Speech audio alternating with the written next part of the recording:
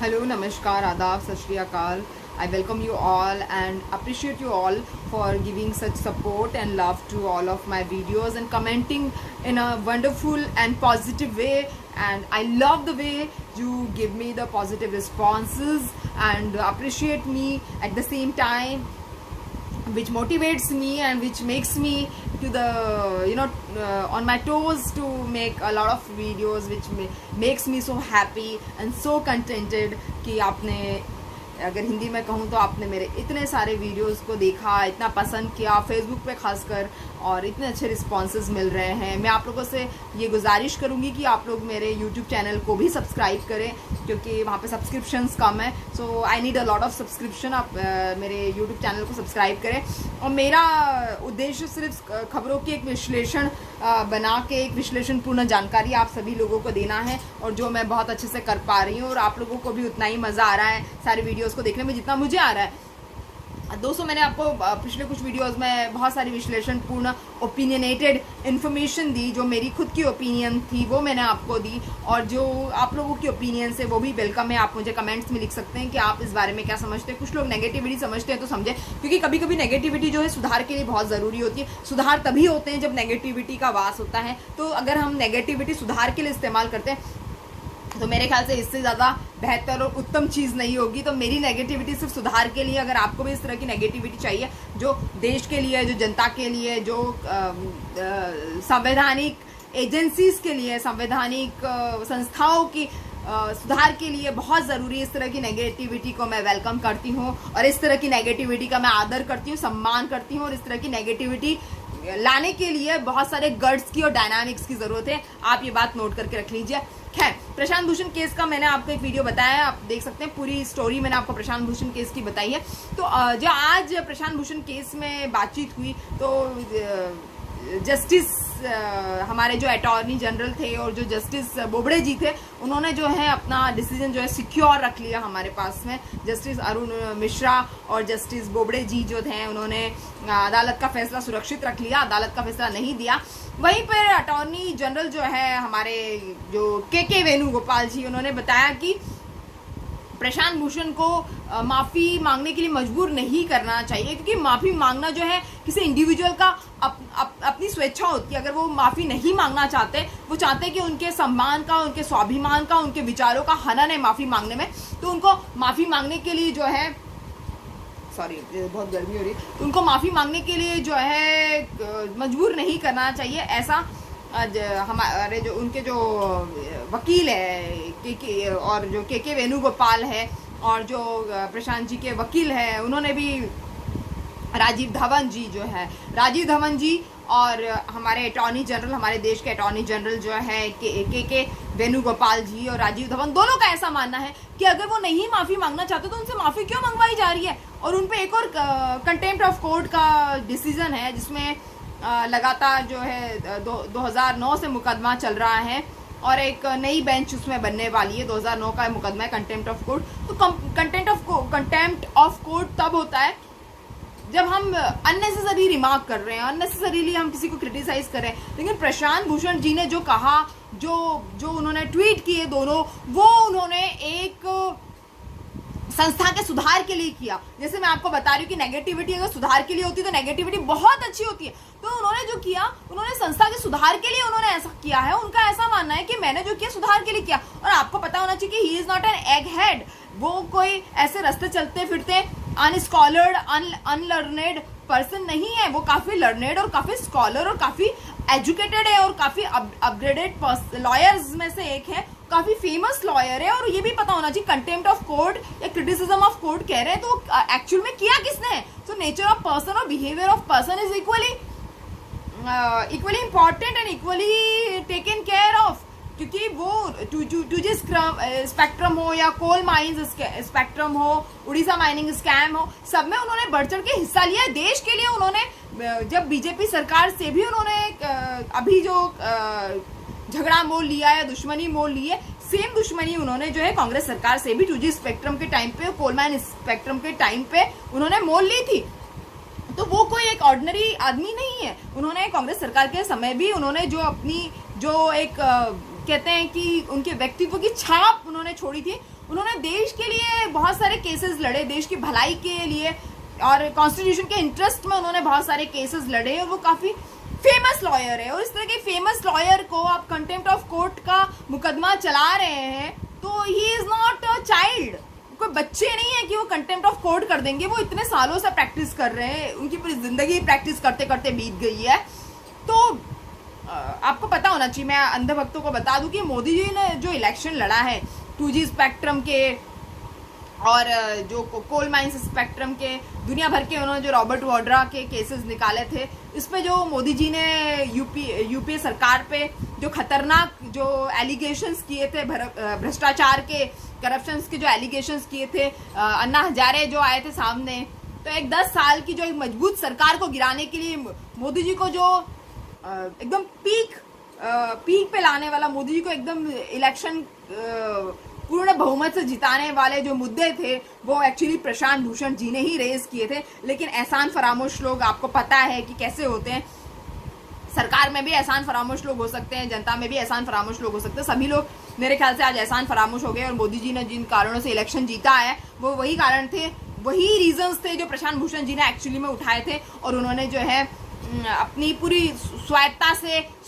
से उन्होंने इस तरह के केसेस लड़े थे, और वो काफी ज्यादा स्कॉलर है। बहुत सारे जजेस का मानना है कि गांधी जी ने भी माफी मांगी थी, तो प्रशांत भूषण जी माफी मांग ले। जबकि प्रशांत भूषण जी ने कहा था कि मैंने जो ट्विटर पे ट्वीट की है वो मेरे खुद के इंटरेस्ट से ट्वीट की है, तो मैं इस तरह से अगर माफी मांगूंगा तो मैं अपनी आत्मसम्मान की अवहेलना करूंगा। मेरा आत्मसम्मान कम होता है माफी मांगने में, क्योंकि मैंने जो है एक कोरोना काल में जब एक जज जो है वो एक किसी बीजेपी के एमएलए की जो बहुत ही हाई क्लास 50 लाख की हार्ले डेविडसन हायाबूसा जिसको कहते हैं, उस पर बिना मास्क का, बिना हेलमेट के कोई फोटो सेशन हो रहा है, और जो लोग जबरदस्ती अंदर किए जा रहे हैं, जो लोग जबरदस्ती जेल में बिठाए जा रहे हैं, जो लोग जबरदस्ती जिनको उठा के जिनको मार पिटाई की जा रही है पुलिस स्टेशन में, उनके लिए सुप्रीम कोर्ट के पास टाइम नहीं है। सुप्रीम कोर्ट जो है वो जिनको न्याय चाहिए उनको न्याय नहीं दे रही है। और आपको पता है कि पिछले कुछ 4-5 जो जजेस हैं उनके बारे में पब्लिक में,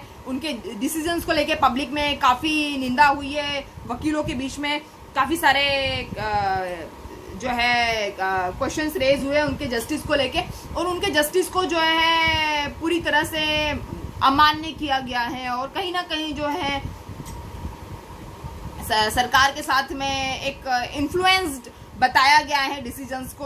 और इसके बारे में पब्लिक चर्चाएं हो गई, बहुत सारे चैनल्स पे चर्चाएं हुई है, बहुत जगहों पे चर्चाएं हुई है। बात ठीक है कि थोड़ा कोड वर्ड में चर्चाएं हुई है, थोड़ा अंडर द कारपेट चीजें हुई है, और बिटवीन द लाइंस लोगों ने बताया है, लोगों की खुल के बढ़ चढ़ के आकर लोगों ने बढ़ चढ़ के हिस्सा नहीं लिया, लोगों ने बढ़ चढ़ के नहीं बताया कि एक्चुअल में क्या हो रहा है और एक्चुअल में चीज़ें कैसे इन्फ्लुएंस्ड हो रही है। कुछ गवर्नमेंट अथॉरिटीज़ के चलते, कुछ गवर्नर्स, कुछ लीडर्स से कैसे जो डिसीजन से इन्फ्लुएंस्ड हो रहे हैं, लोगों ने ये नहीं बताया है। लेकिन प्रशांत भूषण जी कोई महात्मा गांधी की प्रतिरूप नहीं है, लेकिन इतिहास में ऐसा भी बताया गया कि महात्मा गांधी भी किसी के आगे झुके नहीं है। पता नहीं जस्टिस अरुण मिश्रा ने कहां से इतिहास पढ़ लिया, लेकिन महात्मा गांधी जी ना कहीं कभी झुके हैं ना कभी रुके हुए हैं, और उन्होंने कभी भी अपनी जिंदगी में माफी नहीं मांगी। हाँ, माफी वीर सावरकर जी मांगते थे, अंग्रेजों के कोर्ट में जाके वीर सावरकर माफी मांगते थे कि मुझे छोड़ दो, मैं अपनी गलती मानता हूँ, मुझे माफ कर दो,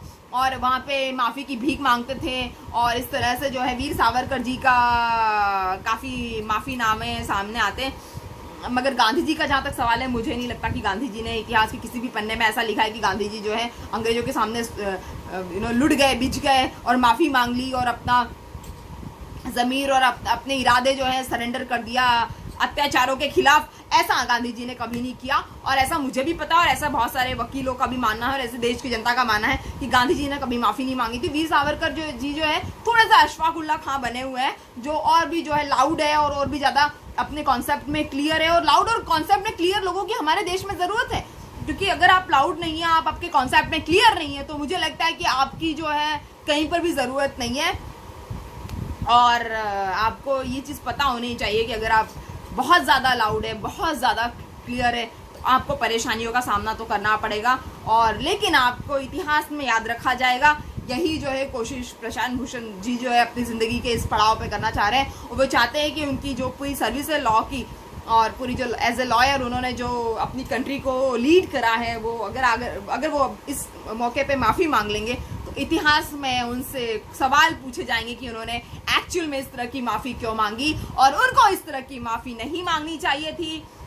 अदालत अपना फैसला दे सकती है और जो फैसला अदालत देगी उसको एक्सेप्ट करने के लिए, एम्ब्रेस करने के लिए प्रशांत भूषण जी पूरी तरह से तत्पर है, तैयार है, उनका ये मानना है। फिर भी जो है अदालत ने अपना फैसला जो है सुरक्षित अपने पास रख लिया है और पता नहीं क्या ऐसा रीज़न है कि अदालत जो है बार बार फैसला सुनाने से इनकार कर रही है। आज भी अदालत ने कोई फैसला नहीं सुनाया। उनको जो है सोचने का टाइम दिया गया था 19 तारीख को या 20 तारीख को और 21 तारीख को उनको सोचने का टाइम दिया गया था, लेकिन ठीक है, नॉट बैड। तो देखते हैं कि अब अदालत जो है इतनी मुसीबत में पड़ गई है कि उनको लग रहा था कि बार बार बोलने पे शायद प्रशांत भूषण माफ़ी मांग लेंगे, लेकिन प्रशांत भूषण जी ने माफ़ी मांगने से मना कर दिया। तो अब समझ में आएगा कि अदालत जो है एक्चुअल में क्या फैसला सुनाती है। ये काफ़ी देखने और समझने वाली बात होगी। अगली खबर पर चलते कि राहुल गांधी जी ने एक बार फिर से अटैक कर दिया है। बहुत सारे जर्नलिस्ट का कहना है कि राहुल गांधी जी ने चौकीदार चोर बोल के पंगे मोल ले लिए थे 2019 के इलेक्शन में, लेकिन एक बार फिर राहुल गांधी जो है बढ़ चढ़ के मोदी जी पे हमला कर रहे हैं और ये बता रहे हैं कि मोदी जी कोवर्ड है, उनकी कोवर्डनेस की वजह से चाइना हमारे अंदर घुस आया है बार बार। और जो अमित शाह जो बहुत ज़्यादा एलोक्वेंट है और बहुत ज़्यादा बोलते हैं, उसकी वजह से भी चाइना जो है हमारे देश के पीछे लगा हुआ है। ऐसा कहा जा रहा है, आज और कल की घटनाएं आ रही है कि चाइना पीछे हट जाएगा और अमेरिका के युद्ध अनाउंसमेंट के बाद में चाइना ने हथियार डाल दिए हैं और अमेरिका ने जो युद्ध के अनाउंसमेंट करे हैं उसकी वजह से चाइना बहुत ढीला पड़ गया है और अमेरिका ने फ़ोन कॉल्स पे चाइना से ठीक से बात नहीं करी, इसलिए चाइना जो है बहुत परेशान नज़र आ रहा है। चाइना बहुत घबराया हुआ है। लेकिन भारत के केस में याद रखिए ऐसा नहीं है। भारत में हर जगह पे चाइना ने अपने तंबू गाड़ रखे हैं, अपने 10-10 हज़ार सैनिक लगा रखे हैं, चाहे वो नेपाल का लिपू लेक का इलाका हो, चाहे लेह लद्दाख का इलाका हो, चाहे गोगरा हॉट स्प्रिंग का इलाका हो, तीनों ही जगह पे पूरा बिल्कुल डटा पड़ा हुआ है चाइना। और आपको पता है कि सारे ही देश उसके ऑलमोस्ट उपनिवेश है और सारे ही उसके बंधुआ मजदूर है। सारे ही देश जो हमारे देश को चारों तरफ से घेरते हैं समुद्री इलाकों में।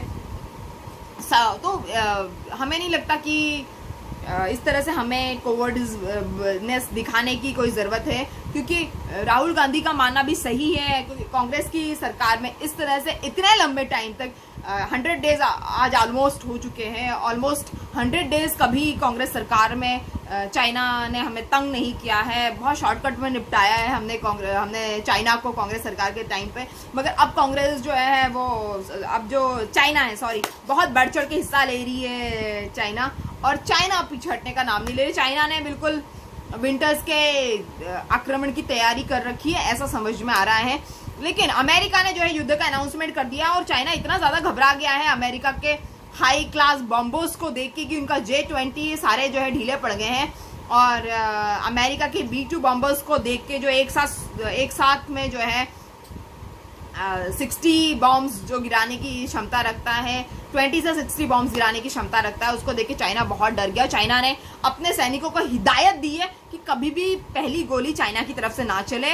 और ट्रम्प साहब जो है चाइना के पीछे हाथ धो के पड़ गए, क्योंकि आपको पता है कि रॉबर्ट ट्रम्प जो उनके भाई है, उनकी कोरोना की वजह से मृत्यु हो गई। चाइनीज़ वायरस जो है उनके परिवार को बर्बाद कर दिया है। तो ट्रम्प साहब तो मेरे ख्याल से छोड़ने वाले हैं नहीं। और इलेक्शंस में भी चाइना और रूस जो है बहुत ज़्यादा इंटरवीन कर रहे हैं, ऐसा ट्रम्प साहब को प्रतीत होता है, ऐसा फील होता है ट्रम्प साहब को कि रशिया और चाइना जो है बहुत ज़्यादा उनके इलेक्शन को हरवाने में इंटरवीन कर रहे हैं। तो मुझे नहीं लगता कि अब जो है ट्रम्प साहब चाइना को छोड़ने वाले हैं। ऐसे हांगकांग से प्रकाशित होने वाले एक अखबार ने लिखा है, मैं ऐसा नहीं कह रही हूँ प्लीज़। तो ऐसे हांगकांग से निकलने वाले एक अखबार ने कहा है कि ट्रम्प साहब जो है चाइना को छोड़ने के फिराक में नहीं है, क्योंकि चाइना ने और रशिया ने जो है वो अमेरिका के इलेक्शंस में बहुत ज़्यादा उंगली करने के लिए, इंटरवीन करने के लिए जो है कमर कस ली है। तो ट्रम्प साहब ने भी जो है अपने हाई क्लास बॉम्बर्स जो है साउथ चाइना सी में लगा दिए, साउथ ईस्ट चाइना सी में लगा दिए हैं। अब देखिए होता क्या है, तो काफ़ी मज़ेदार मसला होगा, मैं आपको अपडेट देती रहूँगी। आगे देखते हैं कि बीजेपी और जो मार्क जुकरबर्ग की कंपनी है फेसबुक, उनमें जो आखी दास जी थे, तो उनको हटाने के लिए, आखी दास को हटाने के लिए काफ़ी जुगत लगाया जा रहा है इंडिया में, और भी दूसरी कंट्रीज़ में इंटरनेशनल लेवल पे खत लिखे जा रहे हैं मार्क जुकरबर्ग को। मगर मार्क जुकरबर्ग जो है किसी भी हिसाब से आखी दास को हटाना नहीं चाह रहे हैं। आखी दास वही है जिन्होंने आज अपना ट्विटर अकाउंट डिलीट कर दिया है, जो पहले बिल गेट्स की कंपनी में बहुत इंपॉर्टेंट पोजीशंस को होल्ड करती थी और फेसबुक में लॉबिंग का काम करती थी, और लॉबिंग में इंडिया हेड थी। उनका काम जो है मोदी सरकार और फेसबुक कंपनी के बीच में लॉबिंग करना था। और ऐसा देखा गया, काफ़ी सारी तस्वीरें सामने आई कि जो आखी दास है वो एक बहुत ही लॉयल देखी जा रही है बीजेपी सरकार को लेके, और उनके काफ़ी स्टेटमेंट जो है विवादास्पद रहे, जिसमें मोदी सरकार से पंगे ना लेने की हिदायत जो उन्होंने अपने एम्प्लॉयज़ को दी थी।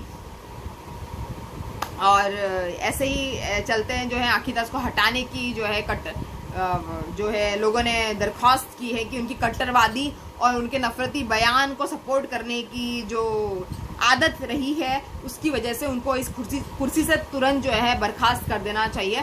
जो पॉलिसी हेड है उनकी पॉलिसी में जो है एंटी नेशनल चीज़ें जो है उन्होंने बढ़ावा दिया है।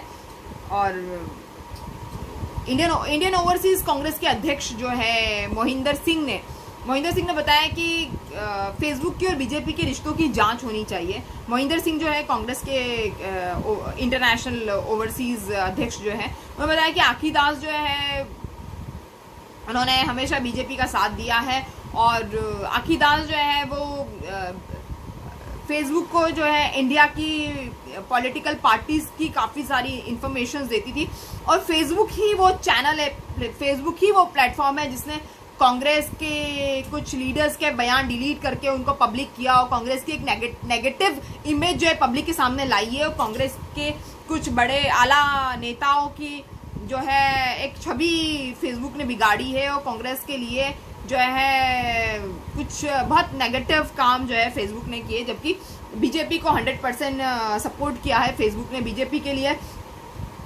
कभी कोई नेगेटिविटी फेसबुक ने नहीं बताई, लेकिन अगर कांग्रेस के कोई भी एक भी बयान अगर नेताओं के गलत आते तो उनका बहुत ज़्यादा ढिंढोरा जो है वो फेसबुक ने पीटा है। तो कांग्रेस की इमेज बिगाड़ने में 100% योगदान जो है वो फेसबुक ने अपनी तरफ से निभाया है, ऐसे भी मोहिंदर सिंह जी ने इल्ज़ाम लगाए हैं। तो आगे देखने वाली बात होगी कि आखी दास जी को किस तरह से भगाया जाएगा। और एक आवेश तिवारी जो है जिनसे पंगे ले लिया आखी दास जी ने, जो एक बहुत ही फेमस रिपोर्टर है, छत्तीसगढ़ के एक हाई क्लास रिपोर्टर है, और हाई क्लास रिपोर्टर होने के साथ में उनका अपना खुद का भी चैनल है, स्वराज चैनल उनका अपना खुद का है। तो स्वराज चैनल के शायद वो रीजनल हेड भी है छत्तीसगढ़ में। तो स्वराज इंडिया चैनल के रीजनल हेड होने के नाते भी आखी दास को पंगे लेना बहुत मुश्किल पड़ा, क्योंकि उन्होंने जो है आखी दास के खिलाफ छत्तीसगढ़ में FIR लगा दी है, जिसमें उनको भ्रष्टाचार और मानहानि के कुछ दावे के हिसाब से आखी दास पे FIR लगाई है। आखी दास ने भी दिल्ली में FIR लगाई थी, जो FIR की उनको साइबर सेल, दिल्ली के साइबर सेल में उन्होंने FIR लगाई थी कि उनको धमकी दी जा रही है, और कांग्रेस के कुछ नेताओं द्वारा उनको जान की धमकी दी जा रही है, और उनकी जान की आफत बनाई है ऐसे दिल्ली के साइबर सेल में, जो कि उनको जान की आफत बनाई है। इस तरह के दिल्ली के साइबर सेल में आखी दास ने अपनी FIR लगाई थी। और जो एक 74 ईयर्स ओल्ड कांग्रेस है, कांग्रेस के 74 ईयर्स के जो गरिमा है, जो उनकी जो लेगेसी है, उस पर कहीं ना कहीं आखी दास ने एज अ पॉलिसी हेड या एज अ कंट्री हेड नुकसान पहुंचाया है, ऐसा छत्तीसगढ़ के स्वराज चैनल के जो आवेश तिवारी जी हैं उन्होंने बताया है। और आवेश तिवारी जी ने ये भी बताया है कि जो एक इंटरनेशनल रिपोर्टर्स का एक फर्म है, और भी इंटरनेशनल लेवल पे मेरे ख्याल से कुछ CPJ के बाद में CPJ करके एक रिपोर्टर्स का फर्म है, और एक इंटरनेशनल लेवल पे एक रिपोर्टर्स का एक फर्म है। तो उन पे जो है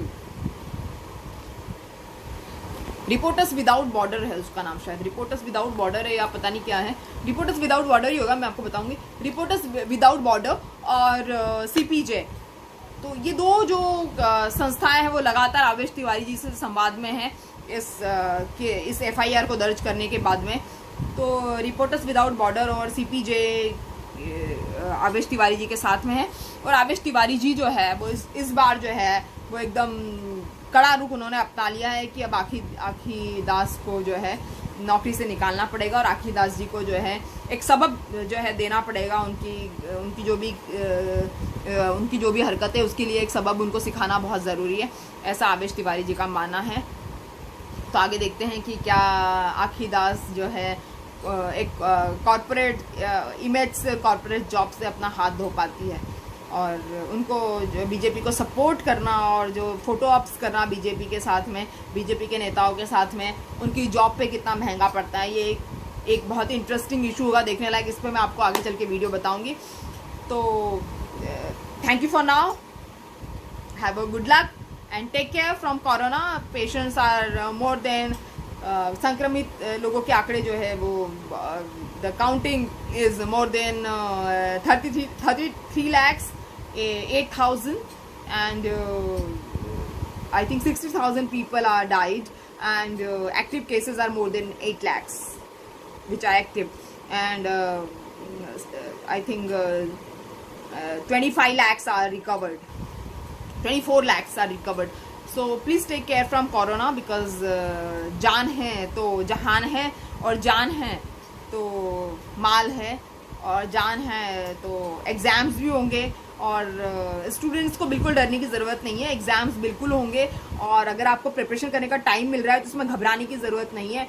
हमेशा आप जितनी ज़्यादा प्रिपरेशन करेंगे मेरे ख्याल से आपको उतने ज़्यादा मार्क्स जो है प्रिक्योर करने में आपको मदद मिलेगी, उतने ज़्यादा आप मार्क्स प्रिक्योर कर पाएंगे। तो बहुत सारे स्टूडेंट्स कह रहे हैं कि वो अप्रैल से तैयारी कर रहे हैं, मई से तैयारी कर रहे हैं। कोई बात नहीं, आप और तैयारी करिए, और नेट और जी की जो एग्ज़ाम्स हैं वो मेरे ख्याल से और आगे बढ़ सकती है, क्योंकि राहुल गांधी जी ने भी इसके बारे में जो है चिट्ठी लिखी है प्रधानमंत्री जी को, और भी बहुत सारे नेता जो विपक्ष के उन्होंने बताया है कि स्टूडेंट्स की जो एग्ज़ाम्स कैंसिल कर देनी चाहिए, क्योंकि इंजीनियरिंग और मेडिकल की एग्ज़ाम शायद हो रही है, शायद उनको कोरोना नहीं लगेगा, लेकिन नेट और जी की जो एग्ज़ाम है, नेट और जी की एग्ज़ाम्स जो है, स्टाफ सिलेक्शन कमीशन की जो एग्ज़ाम्स है वो पोस्टपोन कर दी जाएगी 100%, ऐसा प्रतीत होता है, ऐसा देखने में आ रहा है।